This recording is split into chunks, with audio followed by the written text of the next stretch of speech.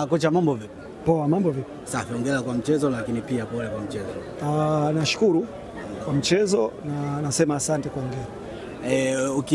Ukiwa unacheza na timu kubwa kama hizi Simba, Yanga, Azam, kuna pressure ya aina gani kwa wachezaji na unawezaje kuwaendo ili waweze kuonyesha kiwango kizuri kama ambavyo wameonyesha kwa siku ya leo?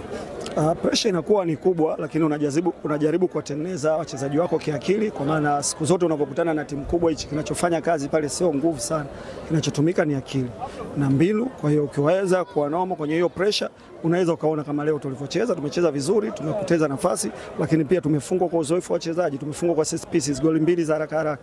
Kwa hiyo mimi naamini unachokisema kipo kwenye pressure, lakini psychologically ni better zaidi kwenye kuwatengeneza wachezaji kwenye mapambano ya hizo timu ulizozitaja. Ni kipi ambacho uliwaambia wachezaji wako baada ya kuonyesha makosa mwisho wa siku wakarudi na wakaonyesha mchezo mzuri? Watoke kwenye pressure, warudi kwenye hali yao walioshaizoea. Na naamini walifanya kile, ndio maana unaona kipindi cha pili makosa yale ya mwanzo ya kujirudia tena. Kwa hiyo naamini niliwaambia kwanza wajiamini na wawe free.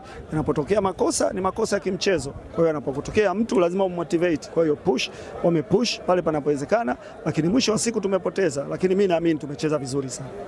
Na mchezo huu ambao umeuonyesha kwa siku ya leo au mchezo ambao umeucheza kwa siku ya leo, ni kwa namna gani unakutengenezea nguvu wewe, lakini pia nguvu wachezaji kuendelea na michezo mingine ambayo imesalia katika michuano tofauti? Ni kweli kabisa, nina michezo 8 ya championship. Kwa hiyo ninachokifanya sasa, tumemaliza mechi ya leo ya CRDB, kwa hiyo tuna mchezo Ijumaa. Kwa hiyo tunarudi kwenye uwanja wetu wa mazoezi kuangalia pale tulipokosea, tutatue changamoto zake, na pale tulipopatiwa tukaongeze, tufanye vizuri zaidi ili tuweze kupanda ligi kuu mwakani. Asante, shukrani sana. Shukrani sana. Asante. Bwana, ni kocha huyo wa TMA ya Arusha. Ramon TV, habari na burudani kiganjani mwako.